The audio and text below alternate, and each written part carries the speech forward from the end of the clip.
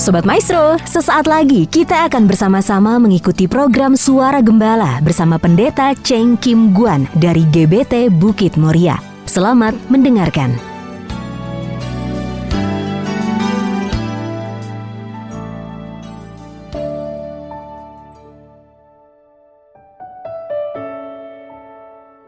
Shalom Ibu Bapak Sobat Maestro dimanapun berada.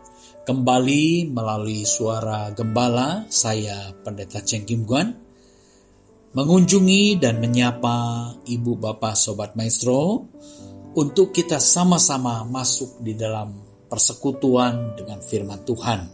Yang terlebih dahulu kita akan awali dengan doa. Mari kita masuk di dalam doa. Kembali kami datang menghadap tahta anugerah-Mu ya Bapa, dengan penuh rasa syukur, sebab kami menikmati bagaimana penyertaan perlindungan Tuhan, sehingga kami dapat melewati hari-hari kami dapat dalam anugerah dan perlindungan Tuhan. Dan saat ini kami membuka hati, mempersiapkan diri untuk bersekutu dengan firman-Mu. Sebab firman-Mu itulah kekuatan bagi kami yang mendatangkan iman, pengharapan, serta pertumbuhan rohani kami. Dari sebab itu, hamba berdoa, turunlah kiranya urapan Roh Kudus mengurapi seluruh sidang jemaat, seluruh Sobat Maestro dimanapun berada, agar kami dapat sama-sama menikmati persekutuan indah di dalam terang firman-Mu. Berbicaralah dan berkati kami semua ya Bapa. Dalam nama Tuhan Yesus Kristus, hamba panjatkan teralaskan segala doa ini. Haleluya. Amin. Puji syukur kepada Tuhan. Kembali kita akan masuk di dalam perenungan bersama dengan dalam firman Tuhan menjelang perayaan Paskah, sehingga kita akan merenungkan bagian-bagian sebelum terjadinya Paskah, di mana Tuhan Yesus datang di satu tempat yang dinamakan Taman Getsemani. Taman Getsemani di kaki Bukit Zaitun di Yerusalem. Di tempat itulah Tuhan Yesus berdoa. Dan di tempat itu pula lah doa terakhir Tuhan Yesus sebelum Dia menyelesaikan tugas panggilannya yang harus Dia emban, yaitu mati di kayu salib menjadi tebusan bagi dosa umat manusia. Nah, kita akan lihat di dalam Lukas 22 ayat 39 berbunyi demikian. Lalu pergilah Yesus keluar kota, dan sebagaimana biasa ia menuju Bukit Zaitun. Murid-muridnya juga mengikuti dia. Ayat 40. Setelah tiba di tempat itu, ia berkata kepada mereka, berdoalah supaya kamu jangan jatuh ke dalam pencobaan. Nah, Ibu Bapak Saudara terkasih, dari kedua ayat ini kita bisa melihat dan mengetahui bahwa Bukit Zaitun adalah tempat yang sering kali dikunjungi oleh Tuhan Yesus, dan di tempat itu pula Yesus berdoa. Tetapi pada kali terakhir Tuhan Yesus ke tempat Bukit Zaitun bersama dengan murid-muridnya, dan itulah kali terakhir Tuhan Yesus berdoa bersama dengan murid-muridnya. Dan Tuhan Yesus menekankan satu pesan, memperingatkan satu pesan kepada murid-muridnya, berdoalah supaya kamu jangan jatuh ke dalam pencobaan. Ibu Bapak Sobat Maestro terkasih, Tuhan Yesus mengingatkan kepada murid-muridnya bahwa pencobaan dari sang penggoda yang dilakukan oleh kuasa kegelapan, oleh roh-roh penipu, oleh roh-roh pembohong itu tidak akan pernah berhenti, tetapi terus akan berusaha menggoda, dan memberikan pencobaan. Tetapi Tuhan Yesus di tempat Bukit Zaitun itu, di Taman Getsemani itu, Tuhan Yesus mengajarkan, berjaga-jagalah, berdoalah, supaya kamu jangan jatuh ke dalam pencobaan. Jadi, doa adalah satu dasar, satu landasan kekuatan agar orang tidak jatuh ke dalam pencobaan. Yesus mengajar murid-muridnya untuk berdoa, sekaligus Yesus juga memberikan teladan untuk berdoa. Kalau kita lihat, membandingkan perikop ini dengan yang ditulis oleh Markus 14 ayat yang ke-38. Dikatakan di sana, berjaga-jagalah dan berdoalah, supaya kamu jangan jatuh ke dalam pencobaan. Roh memang penurut, tetapi daging lemah. Nah, kalau Markus memberikan keterangan, maksud daripada berjaga-jaga dan berdoa, karena apa harus berjaga-jaga, harus berdoa? Karena ada pencobaan, ada penggoda. Markus juga menuliskan bahwa roh memang penurut, tetapi daging lemah. Roh kita mudah untuk taat kepada Roh Kudus, tetapi daging lemah. Lemah mengapa? Lemah untuk taat. Dari sebab itu, kedagingan manusia, hawa nafsu kedagingan manusia selalu membuat orang itu berontak. Tidak mudah untuk taat. Nah, dari sebab itu, kekuatan doa adalah satu kekuatan yang membuat orang bisa kokoh di dalam menghadapi pencobaan. Tuhan Yesus mengajar murid-muridnya, dan Tuhan Yesus juga mempraktekkan pergumulan yang sedang Tuhan Yesus alami saat itu. Di dalam Markus 14 ayat yang ke-33 dikatakan, dan ia membawa Petrus, Yakobus, dan Yohanes sertanya. Ia sangat takut dan gentar. Ayat 34, Markus 14 ayat 34, lalu katanya kepada mereka, hatiku sangat sedih, seperti mau mati rasanya. Tinggallah di sini dan berjaga-jagalah. Ibu, bapak, sobat maestro, di Taman Getsemani, saat itu Tuhan membawa murid-muridnya, dan secara khusus dia memisahkan ketiga muridnya, yaitu Petrus, Yakobus, dan Yohanes, untuk lebih bersekutu memanjatkan doa bersama-sama. Saat itu Tuhan Yesus mengalami satu ketakutan dan kegentaran. Wah, Markus menuliskan, saat itu Yesus mengalami ketakutan dan kegentaran. Kita kadang-kadang juga heran ya, Yesus kok bisa gentar? Tetapi inilah yang perlu kita renungkan bersama-sama. Yesus adalah manusia seutuhnya, tetapi dia juga Allah seutuhnya. Kemanusiaannya membuat dia begitu gentar dan juga begitu takut. Demikian juga halnya keilahiannya. Dia mengalami kegentaran, dia mengalami ketakutan. Dia katakan, hatiku sangat sedih, seperti mau mati rasanya. Tinggallah di sini, berjaga-jagalah. Ibu, bapak, saudara terkasih, kita mau tahu, apa sih yang membuat Tuhan Yesus gentar? Apa sih yang membuat Tuhan Yesus takut? Bukankah dia anak Allah? Bukankah dia Mesias? Bukankah dia juru selamat? Tetapi mengapa dia mengalami satu kegentaran dan ketakutan? Yesus bukan takut mati di salib.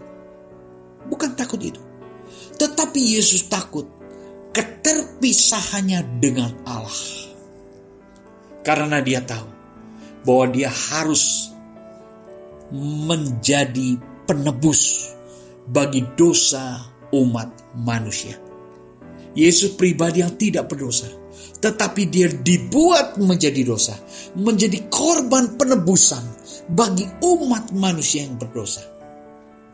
Hal yang menakutkan bagi Yesus adalah dia takut keterpisahannya dengan Allah.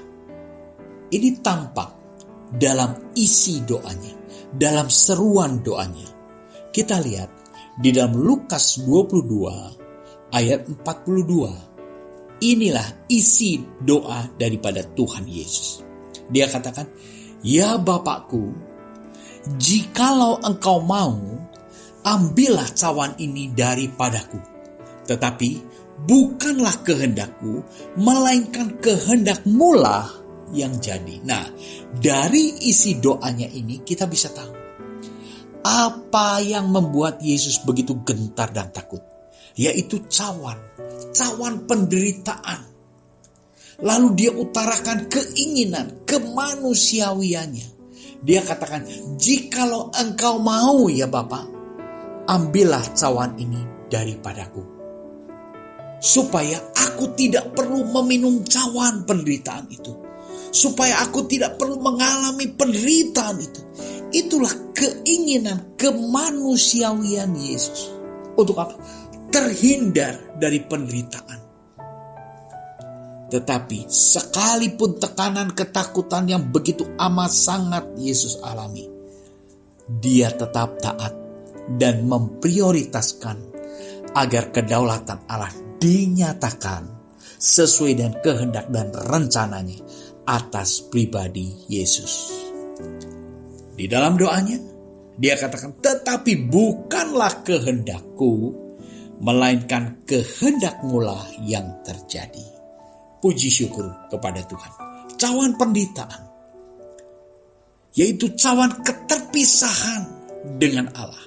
Itulah penderitaan, itulah ketakutan yang sangat amat Yesus alami pada saat itu. Manusia pada umumnya takut. Takut apa? Menderita. Menderita karena apa? Menderita karena sakit. Menderita karena kurang dihormati. Menderita karena miskin. Manusia pada umumnya mengalami kekhawatiran demikian. Tetapi kita melihat di Getsemani, Yesus mengalami satu pergumulan dan ketakutan yang amat sangat. Ketakutan apa? Ketakutan keterpisahan dengan Allah. Itu ketakutan yang membuat Yesus katakan, "Hatiku sedih, seperti mau mati rasanya." Itulah kegentaran yang Yesus alami di Taman Getsemani. Ketakutan terpisah dengan Allah.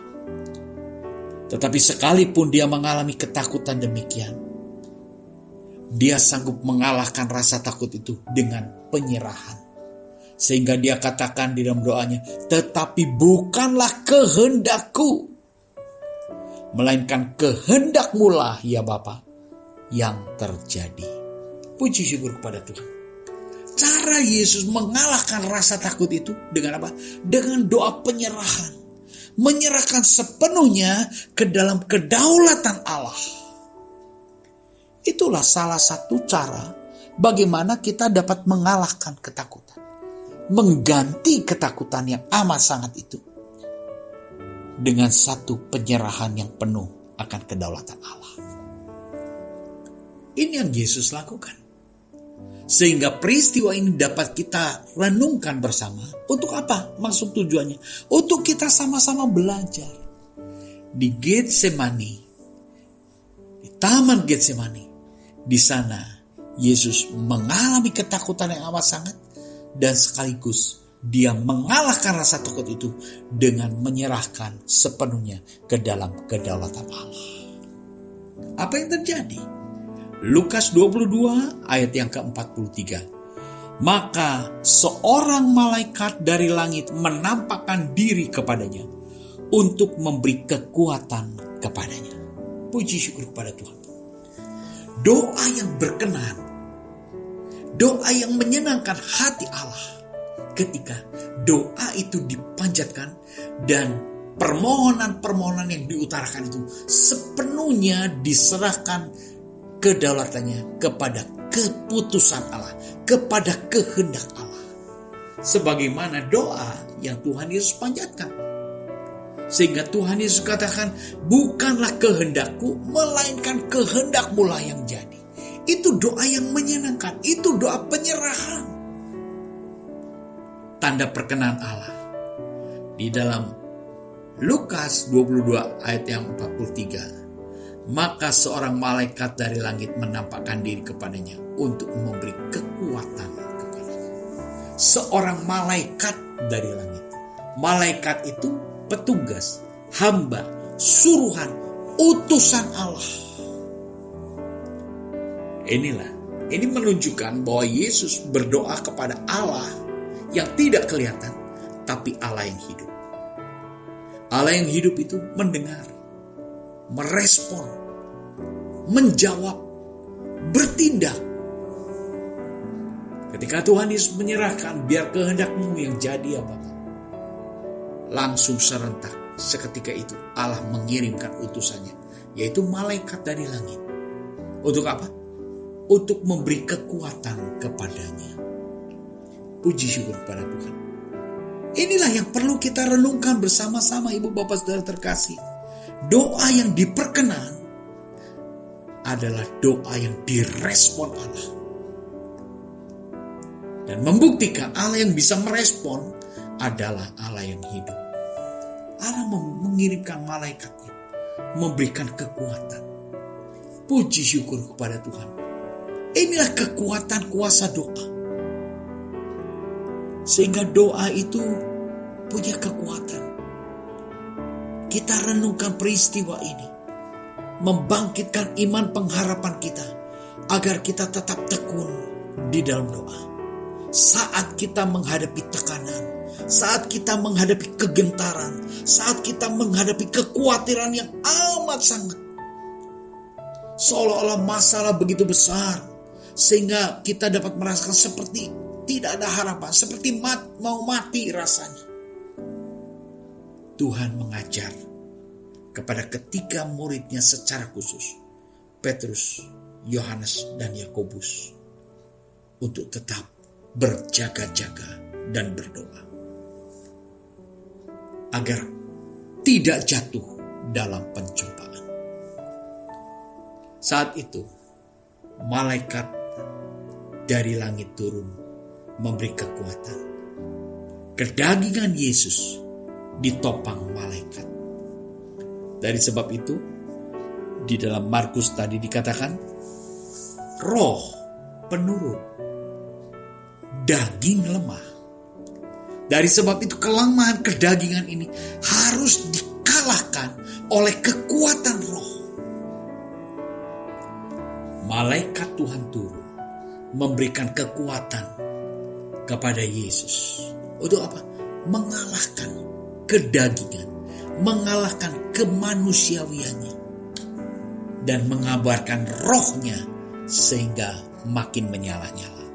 Di dalam Lukas 22 ayat yang ke-44, ia sangat ketakutan dan makin bersungguh-sungguh berdoa.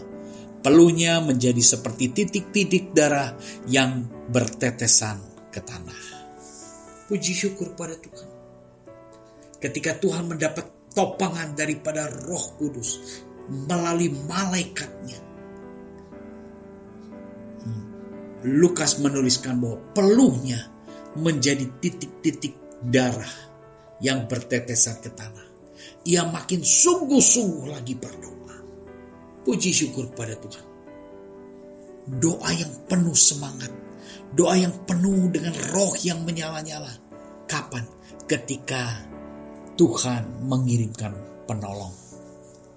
Jadi doa itu bisa berkuasa kalau dilakukan dengan kesungguhan hati, dilakukan dengan penuh penyerahan. Doa adalah sumber kekuatan yang memberi kemenangan.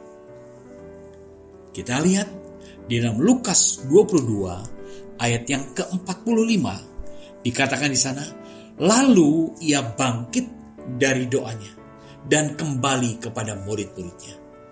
Tetapi ia mendapati mereka sedang tidur karena duka cita. Ketika Tuhan Yesus selesai berdoa, dia kembali murid-muridnya. Sedang apa? Sedang tidur. Bukan sedang berdoa, sedang tidur. Lukas menuliskan, tetapi ia mendapati mereka sedang tidur karena duka cita. Menunjukkan bahwa duka cita melemahkan kekuatan doa. Duka cita menghilangkan semangat doa. Kalau kita perhatikan, ketika kita mulai lemah untuk berdoa, ketika kita mulai kurang bersemangat untuk berdoa, mengapa? Karena ada tekanan, karena ada hal yang mendatangkan duka cita. Ada tekanan, kekhawatiran yang mendatangkan duka cita, hilang harapan. Tetapi justru di Taman Getsemani, Tuhan memberikan contoh teladan.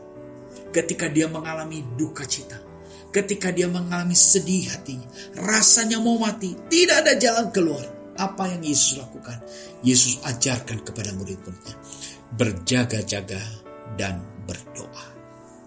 Puji syukur kepada Tuhan. Ibu, bapak, sobat terkasih, mungkin ada di antara kita sedang dalam pergumulan karena permasalahan yang begitu besar. Karena banyak masalah-masalah yang sedang menekan. Sehingga kalau dipikir secara akal sehat seolah-olah tidak ada jalan keluar. Tetapi ingat, teladan yang Tuhan Yesus lakukan di Taman Getsemani. Dia berdoa, mengajarkan murid-murid untuk berdoa. Sekaligus dia juga berseru dan berdoa.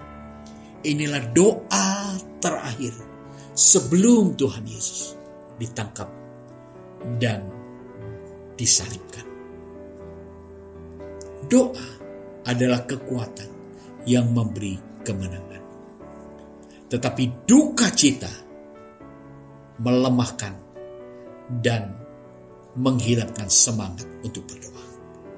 Hari sebab itu, ibu bapak saudara terkasih, mari kita mau makin mendekat kepada Tuhan, agar kita memiliki roh penghibur yang memberikan semangat untuk kita tetap berdoa. Nasihat Yesus dengan penuh kasih. Lukas 22 ayat yang ke-46. Katanya kepada mereka, mengapa kamu tidur? Bangunlah, berdoalah, supaya kamu jangan jatuh ke dalam pencobaan. Ini nasihat daripada Tuhan Yesus kepada murid-muridnya. Mengapa kamu tidur? Ayo, bangunlah dan berdoalah. Jangan sampai kita mengalami kelemahan yang berlarut. Tetapi kita perlu bangun. Kita perlu bangkitkan semangat gairah kita. Dan marilah kita berdoa. Sebab doa memiliki kuasa yang memberikan kemenangan. Di Taman Getsemani, Yesus mengajar dan memberi teladan untuk berdoa. Isi doanya adalah penyerahan penuh kepada kedaulatan dan kehendak Allah. Doa yang berkenan dan mendatangkan pertolongan daripada Allah. Kita tahu di Taman Getsemani, kuasa doa yang memberi kemenangan atas pencobaan. Puji syukur kepada Tuhan. Ibu bapak sobat terkasih, biarlah sekalipun kita menghadapi banyak sekali tantangan dan pergumulan, jangan kita tawar hati, jangan kita berduka cita, tapi mari kita bangun, mari kita berdoa. Masih ada kuasa Tuhan yang siap memberikan pertolongan dan kemenangan bagi kita semua. Puji Tuhan, biarlah renungan bersama ini memberkati kita semua. Mari kita masuk di dalam doa. Terima kasih Tuhan untuk beberapa ayat firman-Mu yang kami sama-sama renungkan, di mana kami melihat teladan yang diberikan oleh Tuhan Yesus terkait di dalam kehidupan doanya menghadapi masa-masa sukarnya. Biarlah kami juga terus bersemangat di dalam doa dan pengharapan kepada Tuhan, sekalipun banyak tantangan pergumulan yang kami hadapi, sebab kami tahu doa yang dipanjatkan dengan kesungguhan hati memiliki kuasa yang memberikan kami kemenangan. Terima kasih Tuhan, terima kasih Bapa. Dalam nama Tuhan Yesus Kristus hamba panjatkan peralaskan segala doa ini. Haleluya. Amin. Shalom. Tuhan memberkati.